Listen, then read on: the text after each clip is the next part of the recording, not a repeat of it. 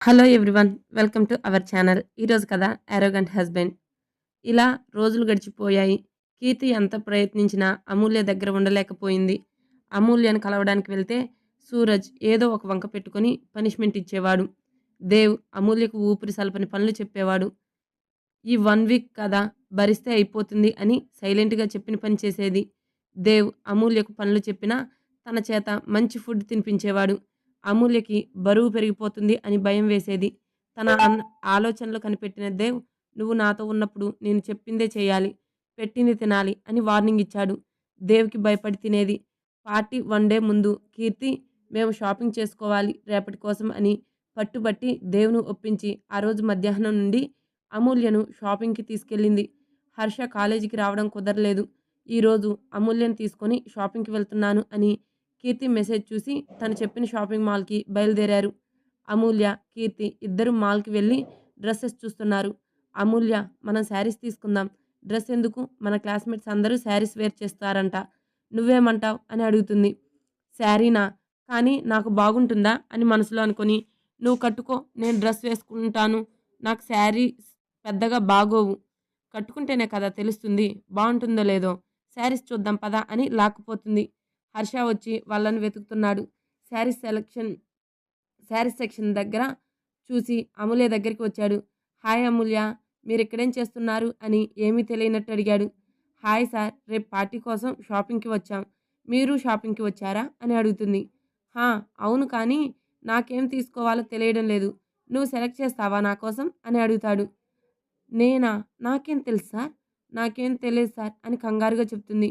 "Please అమూల్య, నువ్వు select చెయ్యి. బాగుందో లేదో నేను చెప్తాను" అని బ్రతిమిలాడాడు. "సార్ అంతలా అడుగుతున్నారు కదా, సెలెక్ట్ చెయ్యి అమూల్య" అని కీర్తి కూడా చెప్పేసరికి మెన్ సెక్షన్‌కి వెళ్లారు. హర్షను ఒకసారి చూసి లెమన్ యెల్లో కలర్ షర్ట్, దానికి బ్లాక్ కలర్ ప్యాంట్ తీస్తుంది. "హేయ్! రాదంటూనే మంచిగా సెలెక్ట్ చేశావు" అని ట్రయల్ రూమ్‌కి వెళ్లి వేసుకొని వచ్చాడు. "వావ్! మీకు ఈ షర్ట్ చాలా బాగుంది సార్. నిజంగా అమూల్య టేస్ట్ చాలా బాగుంది" అని నవ్వుతూ చెప్తుంది కీర్తి. "మీ షాపింగ్ అయిపోయిందా?" అని అడుగుతాడు. "లేదు సార్, ఏం సెలెక్ట్ చేయాలో అర్థం కావడం లేదు" అని డల్‌గా చెప్తుంది కీర్తి. "నువ్వు నాకు సెలెక్ట్ చేశావు కదా, నేను నీకు సెలెక్ట్ చేస్తాను పద" అని అమూల్య చెప్పేది వినకుండా తనని ఆరెంజ్ కలర్ శారీ సెలెక్ట్ చేసి ఇస్తాడు. "అమూల్య, ఈ కలర్ నీకు బావుంటుంది, తీసుకో" అని కీర్తి చెప్తే తీసుకుంది. హర్ష ఆ శారీస్‌కి బిల్ వేస్తుంటే వద్దని వాళ్ళు నాన్నగారు ఇచ్చిన కార్డుతో బిల్ పే చేసింది. షాపింగ్ పూర్తయ్యాక ఫుడ్ కోర్ట్‌కి వెళ్లి జ్యూస్ తాగి బయటికి వచ్చారు. హర్ష డ్రాప్ చేస్తాను అని చెప్పినా వద్దని వారించి ఆటో ఎక్కి ఇంటికి వెళ్ళిపోయింది. అమూల్య వెళ్ళాక, "ఏంటి సార్, మా అమూల్యకి ప్రపోజ్ చేస్తున్నారా?" అని నవ్వుతూ అడిగింది. "రేపే చేస్తాను. రేపు పార్టీ అవ్వగానే తనకి రింగ్‌తో ప్రపోజ్ చేస్తాను" అని చిరునవ్వుతో చెప్తాడు. "ఆల్ ది బెస్ట్ సార్" అని చెప్పి కీర్తి తన స్కూటీ స్టార్ట్ చేసుకొని వెళ్ళిపోయింది. అమూల్య ఇంటికి వెళ్ళి షాపింగ్ బ్యాగ్స్ తన రూమ్‌లో పెట్టేసి కిందకి డైలీ వర్క్‌లో పడిపోయింది. నైట్ అందరూ భోజనం చేసేటప్పుడు "రేపు పార్టీ ఉంది, మార్నింగ్ తొందరగా వెళ్ళాలి, నైట్ రావడం లేట్ అవుతుంది" అని చెప్పి గోపాల్ గారిని పర్మిషన్ అడుగుతుంది. "ఈ వయసులో ఎంజాయ్ చేయకపోతే ఇంకెప్పుడు చేస్తారు? వెళ్ళు, కానీ కొంచెం జాగ్రత్తగా ఉండమని" చెప్తారు. సరళకి అమూల్య వెళ్ళడం ఇష్టం లేదు. కానీ గోపాల్ గారు వెళ్ళమని చెప్పడంతో కోపం వస్తున్నా తన అన్నయ్య దగ్గర తక్కువ కాకుండా కంట్రోల్ చేసుకొని తను వెళ్ళమని నవ్వుతూ చెప్పింది. ఫోన్ చేస్తూ తింటున్న కౌశిక్‌ని చూశారు. ఏం పట్టనట్టు తను తింటున్నాడు. వాళ్ళ అన్నయ్య చూపులు గమనించిన సరళ కౌశిక్‌ను కదుపుతుంది. "ఏంటి?" అని సైగ చేసి అడుగుతాడు. గోపాల్ గారిని చూపించి సైగ చేసింది. దాంతో ఇష్టం లేకపోయినా, "రేపు నైట్ లేట్ అయితే నేను నిన్ను పికప్ చేసుకోవడానికి రానా అమూల్య?" అని చిరాకు కనిపించకుండా అడుగుతాడు. ఎంత దేచినా తన ఫేస్‌లో చిరాకు అమూల్య గమనించింది. "లేదు, లేట్ అయితే నా ఫ్రెండ్ ఇల్లు దగ్గరే, అక్కడ ఉంటాను" అని గోపాల్ గారిని చూసి చెప్తుంది. దాంతో కౌశిక్ కొంచెం రిలీఫ్‌గా ఫీల్ అవుతాడు. గోపాల్ గారు తినేసి అమూల్య ఫ్రెండ్ కీర్తి నంబర్ తీసుకొని "జాగ్రత్త తల్లి" అని తల నిమిరి గుడ్ నైట్ చెప్పి తన రూమ్‌కి వెళ్ళిపోతారు. గోపాల్ గారు వెళ్ళాక తిన్నగా వెళ్ళి, "రా, రేపు నేను ఉండడం లేదు. మా ఫ్రెండ్ కొడుకు పెళ్ళికి వెళ్తున్నాను. రావడానికి టైం పడుతుంది. జాగ్రత్త" అని కోపంగా చెప్తుంది. కౌశిక్ సరళ రూమ్‌కి వెళ్ళాక కిచెన్‌లోకి ఎళ్లి క్లీన్ చేసి తన రూమ్‌కి వెళ్ళిపోతుంది. తన రూమ్‌కి వెళ్ళేసరికి మంచి బాడీ స్ప్రే స్మెల్ తెలుస్తుంది. గడిచిన కొద్ది రోజుల నుండి తన రూమ్‌లో బాడీ స్ప్రే స్మెల్ వస్తుంది. అది అబ్బాయిలు వాడేది అని తెలుస్తుంది. కానీ తన రూమ్‌లో ఎందుకు వస్తుందో తెలియడం లేదు. కౌశిక్ తన ఫేస్ చూడడానికే ఇష్టపడడు. అలాంటిది తన రూమ్‌కి ఎందుకు వస్తాడు? తను వాడే బాడీ స్ప్రే కాదు. కౌశిక్ షర్ట్ వాష్ చేసినప్పుడు వేరే ఫ్లేవర్ వస్తుంది. ఇది కాదు అనుకుంటూ ఆలోచిస్తుంది. అయినా తన రూమ్‌కి ఎవరు వస్తారు అనుకుని మార్నింగ్ తొందరగా లేవాలని అలారం సెట్ చేసుకొని నిద్రపోయింది. దేవ్, అమూల్య వెళ్ళాక మిగిలిన పనులు చూసుకొని, అన్నీ పర్ఫెక్ట్‌గా ఉన్నాయో లేదో చూసుకొని, ఇంకా ఏదైనా ఉంటే సూరజ్‌ని చూసుకోమని చెప్పి, తన బైక్ స్టార్ట్ చేసుకొని వెళ్ళిపోయాడు. మళ్ళీ ఇంటికి వచ్చింది 12 దాటిన తర్వాతే. తను వెళ్ళేసరికి సావిత్రమ్మ డైనింగ్ టేబుల్ దగ్గర ఉండదు. అప్పుడు గుర్తొచ్చింది దేవ్‌కి వాళ్ళు విజయవాడ వెళ్లారని. ఏం తినాలి అనిపించక రూమ్‌కి వెళ్లి ఫ్రెష్ అయ్యి బెడ్‌పై వాలిపోయాడు. కళ్ళు మూసిన తనకి అమాయకంగా ఉన్న అమూల్య మొహం కనిపించగానే లేచి కూర్చొని జుట్టులో 2 చేతులు దూర్చి ఆలోచిస్తున్నాడు. కాసేపటికి తల విదిల్చి పడుకున్నాడు. గెస్ట్ హౌస్‌లో బాటిల్స్ పై బాటిల్స్ లేపేస్తున్నాడు. రేయ్ అనిల్! ఈరోజు హాస్పిటల్ నుండి వచ్చావు. ఎక్కువ తాగితే మళ్ళీ హాస్పిటల్‌లో జాయిన్ అవ్వాల్సి ఉంటుంది అని అనిల్ చేతిలో బీర్ బాటిల్ లాక్కుంటున్నాడు శేఖర్. ఆ అమూల్య హర్షగాడితో షాపింగ్ మాల్స్‌లో తిరుగుతూ ఎంజాయ్ చేస్తుంటే, నేనేమో దానివల్ల హాస్పిటల్‌లో ఉన్నా. దాన్ని వదలకూడదు. అది నాకు కావాలి. అది నా కింద నలగాలి. అప్పుడే కానీ నాకు మనశ్శాంతి ఉండదు అని ఇంకో బీర్ బాటిల్ ఖాళీ చేస్తాడు. రేయ్! నిన్ను ఈ పరిస్థితికి కారణమైన అమూల్యను వదలొద్దు. దానికి తగిన గుణపాఠం మనం చెప్దాం. రేపు పార్టీలో మన ప్లాన్ వర్కౌట్ అయ్యేలా చేయాలి అని వాళ్ళకి తన ప్లాన్ చెప్తాడు సతీష్. రేపటితో అమూల్య నా చేతిలో ఉంటుంది అని మత్తుగా అంటూ ముందు మందు ఎక్కువై ముగ్గురు అక్కడే హాల్‌లో పడిపోయారు. హర్ష రేపు అమూల్యకు ప్రపోజ్ చేయాలని దానికి తగిన ఏర్పాట్లు చేసుకుంటున్నారు. అమూల్యతో పెళ్లి, పిల్లలు ఊహించుకొని మురిసిపోతున్నాడు. వీడు ప్రపోజే చేయలేదు. అప్పుడే పెళ్లి పీటల వరకు ఎళ్ళిపోతుండు. అమూల్య ఉదయం లేచి వాకిలి ఊడ్చడానికి చీపురు తీసుకెళ్తుండగా వాకింగ్‌కి వెళ్తున్న గోపాల్ గారు అమూల్యను చూసి అమ్ము అని పిలిచారు. చీపురు పక్కన పెట్టి ఏంటి నాన్న అని అడుగుతుంది. నేను పని చేయడానికి ఒకరిని చూశాను అని రంగమ్మ అని పిలుస్తారు. ఒక మధ్య వయసు ఆవిడ వస్తుంది. ఈ రోజు నుండి ఆవిడ ఇంటి పనులు చేస్తుంది.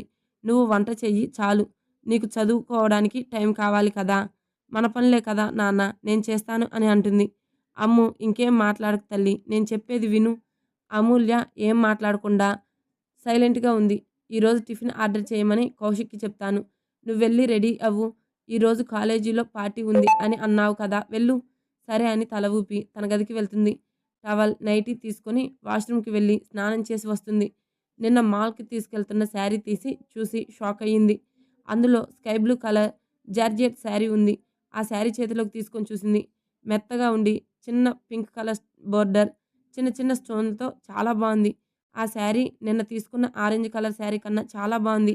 అమూల్యకి ఆ శారీ బాగా నచ్చింది. కానీ ఇది నా దగ్గరికి ఎలా వచ్చింది? పొరపాటున మారిపోయిందనుకుంటా. కానీ ఇప్పుడెలా? పాపం ఎవరు తీసుకున్నారో చాలా ఇష్టపడి కొనుక్కొని ఉంటారు అని బాధపడింది. చాలాసేపు ఆ శారీ వైపు చూస్తూ ఉండిపోయింది. ఈ శారీ నా దగ్గరికి రావాలని రాసిపెట్టుందేమో అని అనుకుంది. కట్టుకుంటుంది. శారీ నీట్‌గా కట్టుకొని, జడ లూజ్ వేసుకొని, చెవులకి మీడియం సైజ్ బుట్టలు పెట్టుకుంది. లైట్‌గా పౌడర్ అప్లై చేసి, వైట్ స్టోన్ స్టిక్కర్, దాని కింద కుంకుమ పెట్టింది. చెట్టుకి చేతికి పింక్ కలర్ గాజులు, మెడలో ఎప్పుడు ఉండే గోల్డ్ చైన్‌తో సింపుల్‌గా రెడీ అయింది. అద్దంలో తనని తాను చూసుకుంది. కొత్తగా కనిపించింది. తనకి ఇలా వెళ్ళాలని లేదు. శారీ తీసేసి ఎప్పట్లానే డ్రెస్ వేసుకుందాం అనుకుంది. కానీ కీర్తి ఫీల్ అవుతుందేమో అని తన ఆలోచన మార్చుకుంది. నాన్నకు చూపిద్దాం అని కిందకి వెళ్తుంది. అప్పుడే లేచి బయటికి వచ్చిన కౌశిక్ పట్టీల సౌండ్‌కి తలెత్తి చూశాడు. షాక్ అయ్యి కదలకుండా నిలబడిపోయాడు. అమూల్య కౌశిక్‌ని చూడగానే గోపాల్ గారి దగ్గరికి వెళ్ళిపోయింది. అమూల్య వెళ్ళాక తేరుకున్న కౌశిక్ తను అమూల్యనా అనుకున్నాడు. లోపలికి వెళ్లి చూశాడు. గోపాల్ గారితో నవ్వుతూ మాట్లాడుతుంది. కౌశిక్ ఎప్పుడూ అమూల్యను గమనించలేదు. చూసినా జుట్టుకి ఆయిల్ రాసుకొని లూజ్‌గా ఫుల్ హ్యాండ్స్ అనార్కలి డ్రెస్ వేసుకొని ఉండేది. కాలేజీకి అలాంటి డ్రెస్సులే వేసుకొని వెళ్ళేది. ఇప్పుడు చీర కట్టుకొని ఉండడం వల్ల చీరలో లావుగా కనిపించడం లేదు. కౌశిక్ తన నుండి చూపు తిప్పుకోలేకపోతున్నాడు. తన్ని స్కాన్ చేస్తున్నాడు. గులాబీ రంగులో ఉన్న చిన్న చిన్న పెదవులు, కొరుక్కు తినాలనిపించేలా ఉన్న బుగ్గలు, ఎత్తైన ఎదసంపద, కొంచెం బొద్దుగా ఉన్న నడుము. ఆ నడుముని చూస్తుంటే గట్టిగా నలిపేయాలి అనిపిస్తుంది. అమూల్యను చూస్తుంటే కౌశిక్‌కి పిచ్చెక్కిపోతుంది. ఇన్ని రోజులు నేను దీన్ని చూడలేదా? లేదంటే ఈరోజే నాకు ఇది ఇలా కనిపిస్తుందా? ఇది నాకు ముందే ఇంత అందంగా, హాట్‌గా కనిపిస్తే వదిలిపెట్టేవాడిని కాదు. అయినా ఎక్కడికి పోతుంది? ఏదో ఒకరోజు మనకి అవకాశం రాకపోదు అని మనసులో అనుకుంటూ అమూల్యను కొరుక్కు తినేలా చూస్తున్నాడు. కాలేజీలో నేను డ్రాప్ చేయనా తల్లి అని గోపాల్ గారు అడుగుతారు. నేను డ్రాప్ చేస్తాను మావయ్య అని కౌశిక్ మధ్యలోకి వస్తాడు. లేదు నాన్న కీర్తి వస్తాను అని చెప్పింది అని కౌశిక్ వైపు చూడకుండా చెప్తుంది. ఈలోగా కీర్తి వచ్చి హారన్ కొడుతుంది. అదిగో వచ్చినట్టుంది. నేను వెళ్ళొస్తాను నాన్న అని చెప్పి కౌశిక్‌ని పట్టించుకోకుండా వెళ్ళిపోయింది. కనీసం తన వైపు చూడకుండా వెళ్తున్న అమూల్యను చూస్తూ, నన్ను పట్టించుకోకుండా వెళ్తున్నావు కదూ! నా టైం వచ్చినప్పుడు చెప్తా అని కోపంగా తన రూమ్‌కి వెళ్ళిపోయాడు. అమూల్యను చూసి, వావ్! So beautiful. నీకు నా దిష్టే తగిలేలా ఉంది అని చెప్తుంది. నువ్వు చాలా బాగున్నావు అని అమూల్య కూడా చెప్తుంది. మళ్ళీ ఏది డౌట్ వచ్చి ఈ చీరని నిన్న మనం తీసుకున్న చీరలా లేదే అని అడుగుతుంది. నిన్న మాల్‌లో మారిపోయి ఉంటుంది. బాగుంది అని కట్టుకున్నా అని చెప్తుంది. హర్ష సార్ ఫీల్ అవుతారేమో అని మనసులో అనుకుంది. సరే ఎక్కు, లేట్ అవుతుంది అని అమూల్య ఎక్కగానే స్కూటీ స్టార్ట్ చేసి కాలేజీ వైపు పోనిస్తుంది. కాలేజీకి రాగానే పార్కింగ్ ప్లేస్‌లో స్కూటీ పార్క్ చేసి ఇద్దరూ నడుచుకుంటూ వెళ్తారు.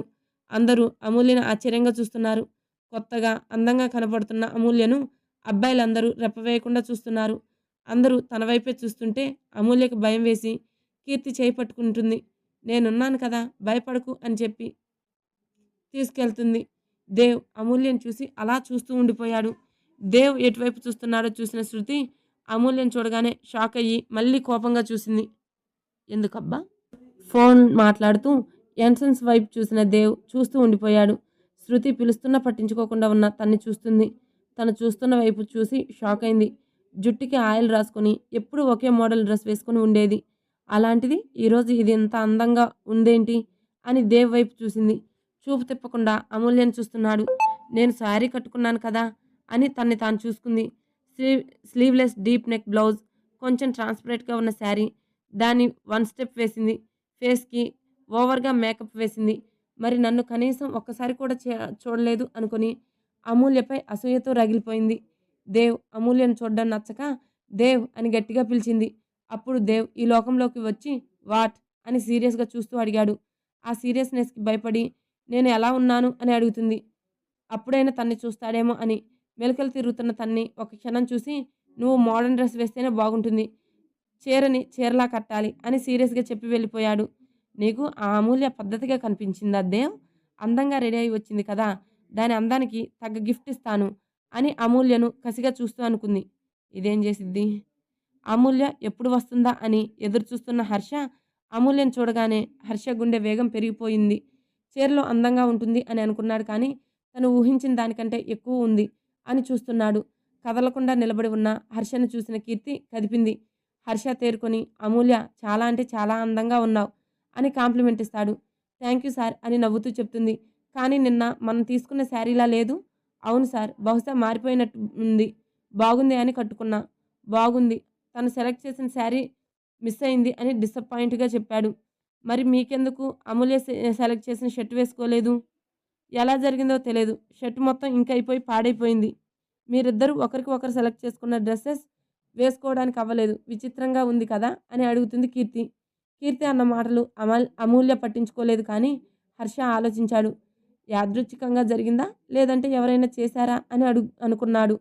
సార్ ఏం ఆలోచిస్తున్నారు అని కీర్తి అడుగుతుంది. ఏం లేదు అని ముగ్గురు మాటల్లో పడిపోయారు. చిరునవ్వుతో కీర్తి హర్షతో మాట్లాడుతున్న అమూల్య దేవ్ తన్నే సూటిగా చూస్తుంటే అప్పటికి వరకు ఉన్న నవ్వు ఎగిరిపోయి ఆ ప్లేస్‌లో భయం వచ్చి చేరింది. అమూల్యను ఇంకా సీరియస్‌గా చూసి వేలుతో సైగ చేసి రమ్మని పిలిచాడు. నేనిప్పుడే వస్తాను అని చెప్పి దేవ్ దగ్గరికి వెళ్తుంది. అమూల్య దేవ్ దగ్గరికి వెళ్తుంటే హర్ష దేవుని కోపంగా చూశాడు. దేవ్ హర్షకి ఒక సైడ్ స్మైల్ పడేసి అమూల్యను చూశాడు. తన వైపే బెదురుగా చూస్తూ వస్తుంది. నీకేం చెప్పాను? ఈ పార్టీ అయ్యే వరకు నేను చెప్పింది చెయ్యాలి అని చెప్పాను కదా అని సీరియస్ అయ్యాడు. అవునని తల ఊపింది. మరి నా దగ్గరికి రాకుండా పళ్ళన్నీ బయటపెట్టి నవ్వుతూ మాట్లాడుతున్నావు? నాతో రా అని ఆడిటోరియం వైపు కదిలాడు. కీర్తి హర్ష వైపు ఒకసారి చూసి దేవుని ఫాలో అయ్యింది. 2 గంటలు పని పేరు చెప్పి తన వెనకాల తిప్పుకొని అప్పుడు వదిలాడు. చెమటలతో తడిచి వచ్చిన అమూల్యను చూసి దేవుని తిట్టుకొని అమూల్య వద్దన్న వినకుండా మళ్ళీ సింపుల్‌గా రెడీ చేస్తుంది. పార్టీ స్టార్ట్ అయింది. ప్రిన్సిపల్ స్పీచ్ అయిన తర్వాత స్టూడెంట్స్ పర్ఫార్మెన్స్ చేస్తున్నారు. స్కిట్, సాంగ్స్, డాన్స్ చేస్తున్నారు. లంచ్ అయిన తర్వాత వచ్చిన గెస్ట్‌ల స్పీచ్, తర్వాత మిగిలిన పర్ఫార్మెన్స్ జరుగుతున్నాయి. పార్టీ అయ్యేసరికి ఈవినింగ్ 6 అయిందని స్టూడెంట్స్ అందరికీ డిన్నర్ ఏర్పాటు చేశారు. దేవ్ డిన్నర్ దగ్గర ఏర్పాట్లలో బిజీగా ఉన్నాడు. అమూల్య, కీర్తి ఒక ప్లేస్‌లో కూర్చొని మాట్లాడుకుంటున్నారు. అమూల్య నీతో మాట్లాడాలి అని హర్ష అడిగాడు. చెప్పండి సార్, ఇక్కడ కాదు, కొంచెం పక్కకు వస్తావా, పర్సనల్. అమూల్య ఆలోచిస్తూ ఉండిపోయింది. ఏమైంది? వెళ్ళు, సార్ ఏదో మాట్లాడాలి అని అంటున్నారు కదా, వెళ్ళు అని కీర్తి అంటుంది. సరే అని వెళ్తుండగా ఒక జూనియర్ అబ్బాయి వచ్చి దేవ్ మిమ్మల్ని తీసుకురమ్మని చెప్పారు అని చెప్తాడు.